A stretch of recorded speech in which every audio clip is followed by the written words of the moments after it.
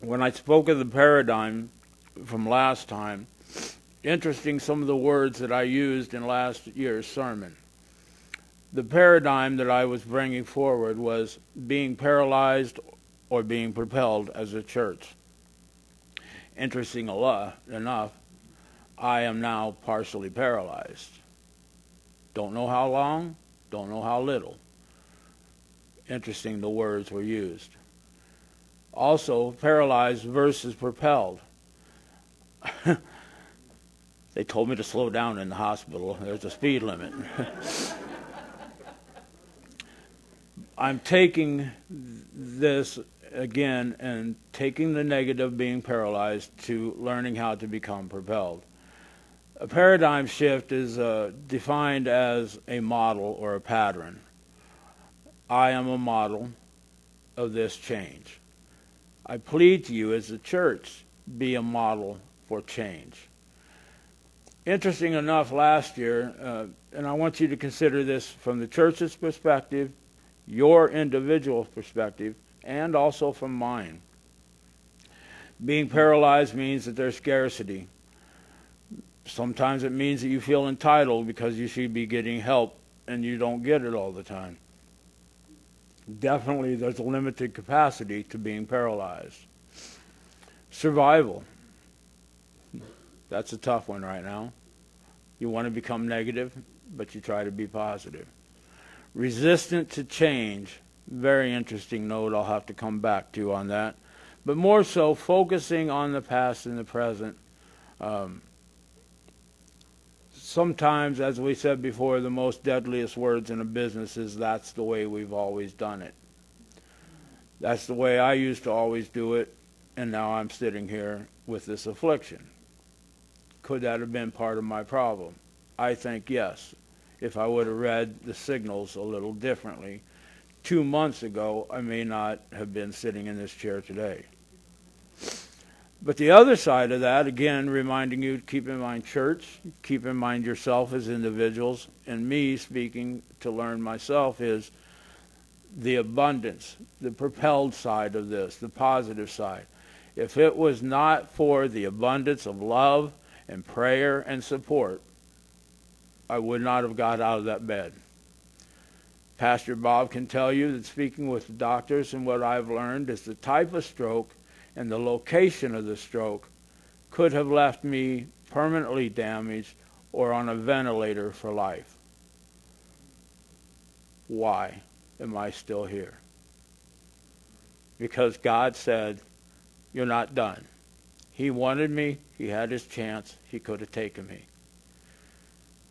I believe strongly in the youth, and I believe I'm here to help you guys and to help others learn from this mistake and try to avoid it. But not only from a health aspect, but from anything you do in life. It's not that bad. Those of you that have contemplated suicide, why? You always wake up tomorrow. Tomorrow's different. Granted, I woke up on medication, and it's kept me going. A lot of us do. The other thing is Thanksgiving and this propelling aspect that I talked about last year, and it makes so much sense now.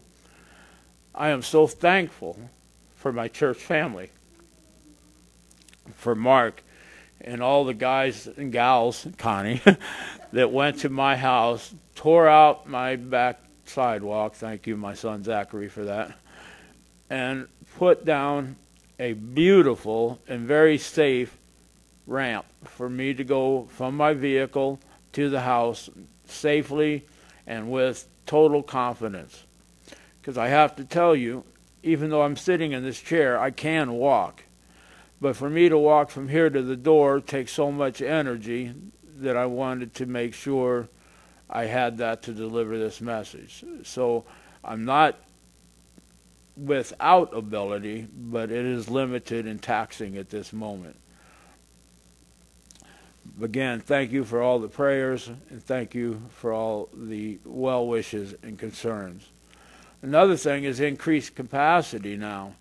because I became so empty on that Saturday at church, or excuse me, at the hospital, that allowed me to take more in, to feel the love and the concern and the compassion without emptying all the negative that was in me. There would not be room for that.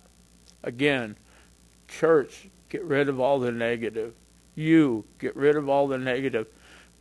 I'm doing it, and I'm trying to do it more and more, because what you receive is so greater than what you give. There is true saying in reciprocity. I mean, you give, you'll get back tenfold. Just have to give. And the exercising vocation for this, I'll call it rehab. 3 times a week, wonderful people, can't say enough. We'll get past that. Living in hope. Without hope, there wouldn't be a reason to live. So even though hope may be a fantasy of sorts, it is very, very compelling to wake up that next day and try for a new, try for a better, try to make it different. Willingness to change. This is back to that resistance of change before. I was extremely resistant in the hospital the first day. They told me that I would have to take a medication that I was absolutely, totally 100% against. I'm scared to death of Splenda and those kind of chemicals, and they're wanting to give me rat poison, or in the medical world they call it Coumadin. Now, Coumadin is a blood thinner.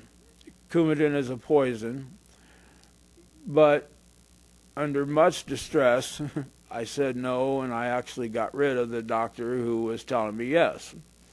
I feel bad for that now, and I have apologized to her. The thing is they didn't allow me to make my decision. They told me what to do. I was not willing to listen. One nurse, though, asked me what the issue was. I gave her the backstory on why. She understood, and 20 minutes later she came back with a packet full of information to educate myself so that I could make a clear and conscious decision on this. The last one was focusing on the present and future. If I would not have had the willingness to listen to the doctors, whom I loathed at the time, if that willingness and that agreement to change myself wouldn't have happened, the very good chance that I would not be here.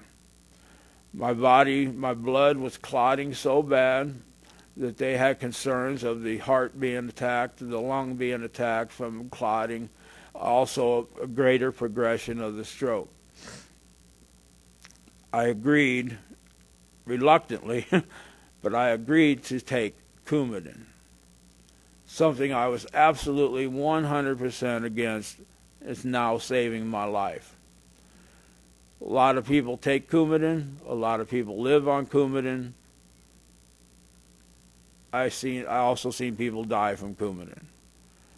But the chances, the percentages were so much greater for life that I chose it. Now, why is that an important thing for me about the willingness to change? It took a lot. Pastor Bob can tell you from some counseling sessions he had with me that it took a lot for me to agree to this and start to comprehend and understand. I still have the hammer. Yes, he does. It although it was so difficult for me, there is truly a blessing.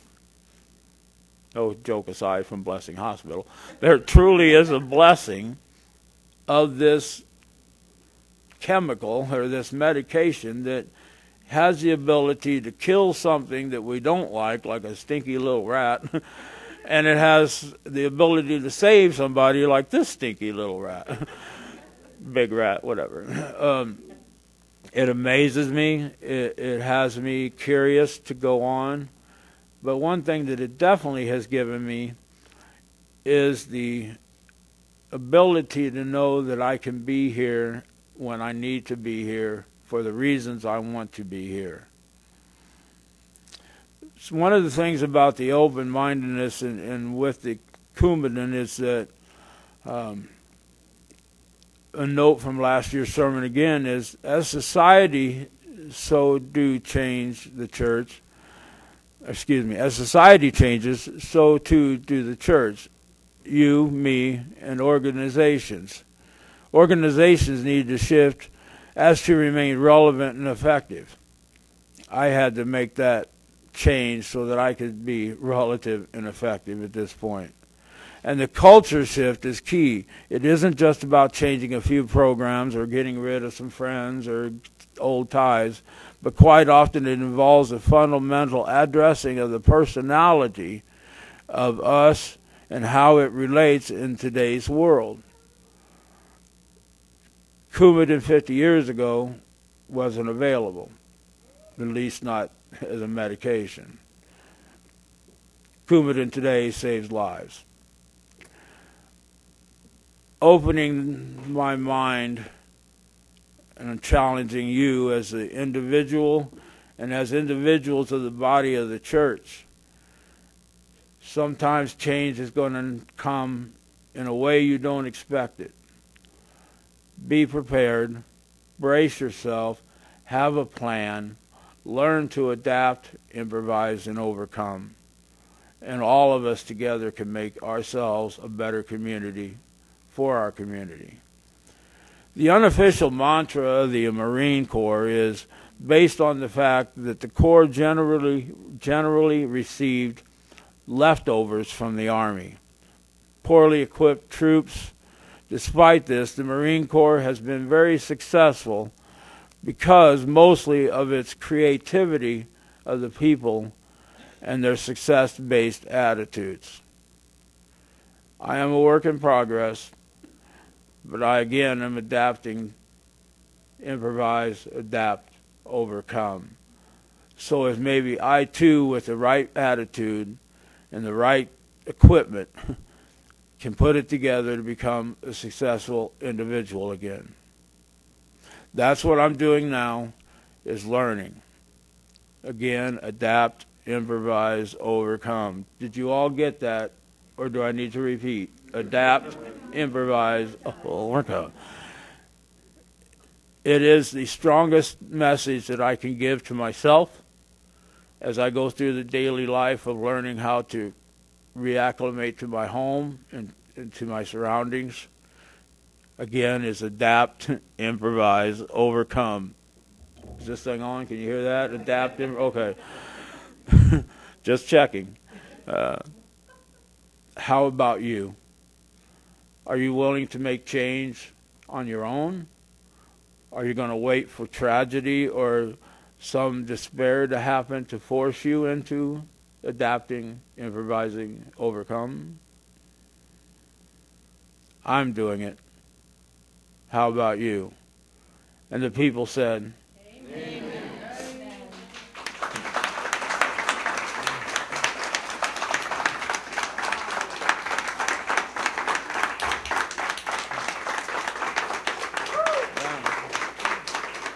Well done, young man. Thank you, sir.